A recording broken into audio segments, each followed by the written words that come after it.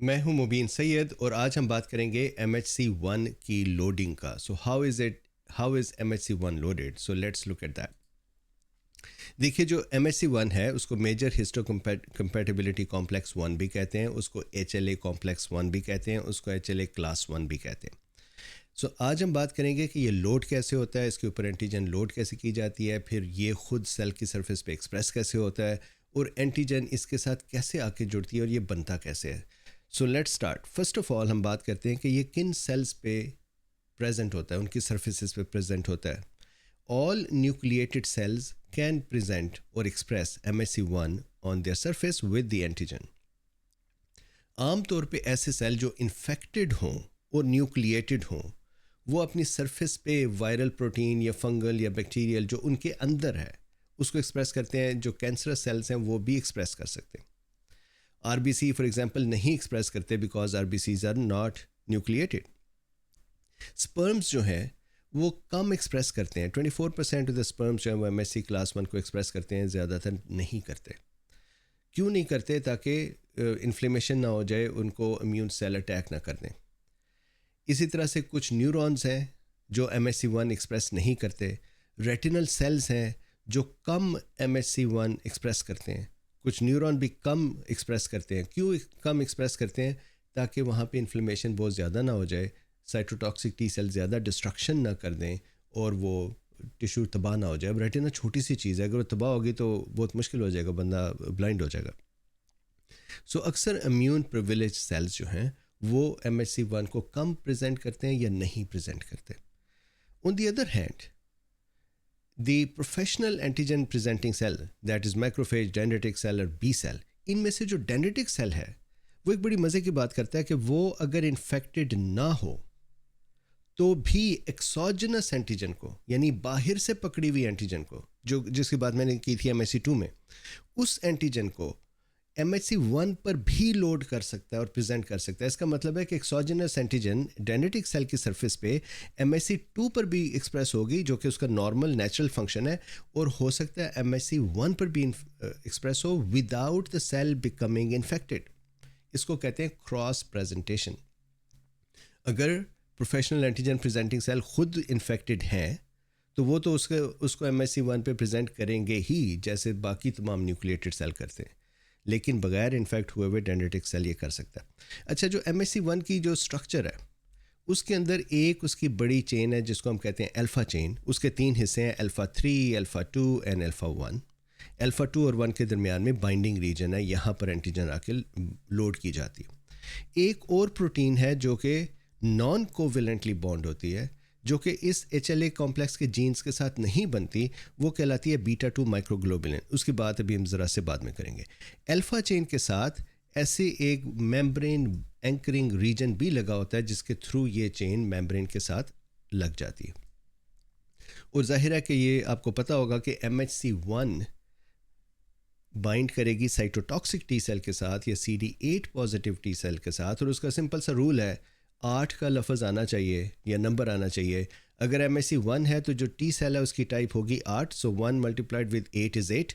अगर MHC2 है तो वो बाइंड करेगा CD4 के साथ, and once again 2 multiplied by 4 is also 8, जस्ट याद रखने के लिए।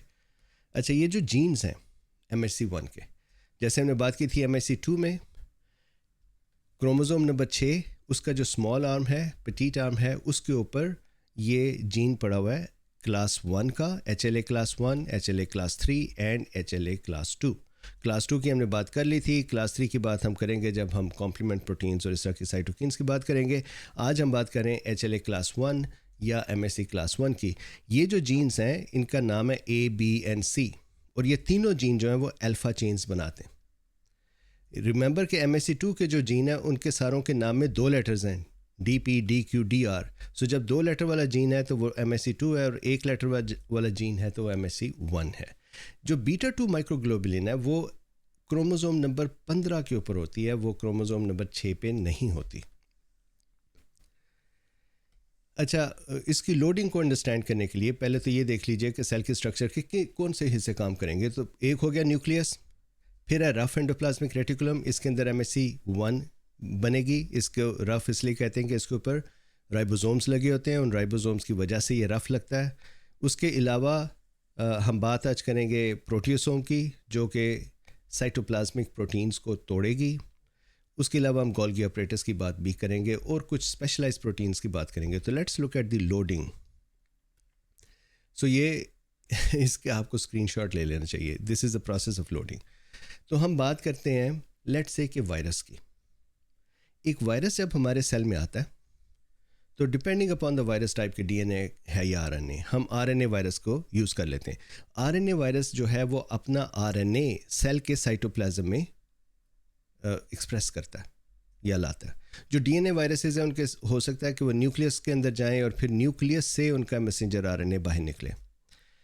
जो राइबोसोम्स हैं वो मैंने आपसे अर्ज़ किया था, यहाँ पे ये है न्यूक्लियस, ये है रफ एंडोप्लाज्मिक रेटिकुलम, ये गोल्गी ऑपरेटर्स, ये सेल मेम्ब्रेन, यहाँ पे कुछ स्पेशलाइज्ड सिस्टम पड़े हुए हैं, ये भी राइबोसोम्स हैं। राइबोसोम्स जो हैं वो रफ एंडोप्लाज्मिक रेटिकुलम के साथ भी लगे होते हैं और राइबोसोम्स जो हैं वो फ्री फ्लोटिंग साइटोप्लाज्म में भी मौजूद होते हैं।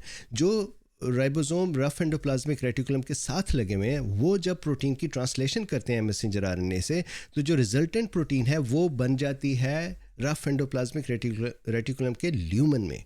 लेकिन जो साइटोप्लाज्मिक राइबोसोम्स हैं जब वो प्रोटीन को ट्रांसलेट करते हैं तो उनकी जो रिजल्टेंट प्रोटीन है जाहिर है कि वो साइटोप्लाज्म में ही आ जाती। ओके, सो अब एक वायरस है, वो आया, उसने आके अपनी कॉपीज़ बनानी शुरू की, उसका मैसेंजर आरएनए जो है राइबोसोम के साथ अटैच हुआ, उसकी वायरल प्रोटीन्स बनी। अब उन वायरल प्रोटीन्स की असेंबली के साथ वायरसेस बने। हाउएवर उनमें से कुछ प्रोटीन्स जो हैं वो प्रोटियोसोम्स के साथ अटैच होंगी और प्रोटियोसोम उन प्रोटीन्स को तोड़ देगा इनटू स्मॉलर पेप्टाइड्स। ये जो प्रोटियोसोम है ना, ये सिर्फ वायरस के लिए नहीं करता, ये बैक्टीरियल प्रोटीन्स हों या फंगल प्रोटीन्स हों या हमारी नॉर्मल सेल्फ प्रोटीन्स हों जो मुख्तलिफ एंजाइम्स बन रहे हैं सेल के अंदर। कोई अगर कैंसरस प्रोटीन्स भी हैं, प्रोटियोसोम का काम है कि प्रोटीन को देखा और उसे तोड़ दिया। अब मसला ये है कि ये जो एंटीजन बनी है, जो प्रोटीन्स को तोड़ के बनाई गई हैं, ये एंटीजन ने लोड होना है MHC1 पर। और MHC1 जो है चूँकि एक ऐसी प्रोटीन है जिसने सेल की सरफेस पे एक्सप्रेस होना है, तो ये बनेगी रफ एंडोप्लाज्मिक रेटिकुलम के ल्यूमन में, वहाँ से जाएगी गोल्गी ऑपरेटर्स, वहाँ से जाएगी आगे। तो अब हम ये जो एंटीजन पड़ी हुई है साइटोप्लाज्म में, इसको अंदर रफ एंडोप्लाज्मिक रेटिकुलम में कैसे ला के लोड करें? तो उसके लिए ख़ास ट्रांसपोर्टर्स हैं which are called transporter associated with antigen processing. ये ट्रांसपोर्टर्स एंटीजन उठाते हैं साइटोप्लाज्म से और इन ट्रांसपोर्टर्स को रास्ता मिलता है कि वो रफ एंडोप्लाज्मिक रेटिकुलम के अंदर एंटर हो जाएं। जब वो अंदर एंटर हो जाते हैं तो अब हम जाते हैं इधर देखते हैं। सो इमेजिन करें कि ये एंटीजन जो टैप ट्रांसपोर्टर है वो आकर रफ एंडोप्लाज्मिक रेटिकुलम में एंटीजन छोड़ गया। अच्छा, अब न्यूक्लियस से MHC1 का जो मैसेंजर आरएनए है वो न्यूक्लियर पोर से आ रहा है रफ एंडोप्लाज्मिक रेटिकुलम में। वहाँ से वो जाएगा, द मैसेंजर आरएनए जाके राइबोसोम के साथ अटैच होगा, राइबोसोम उसको ट्रांसलेट करेगा और MHC1 की प्रोटीन्स बनेगी।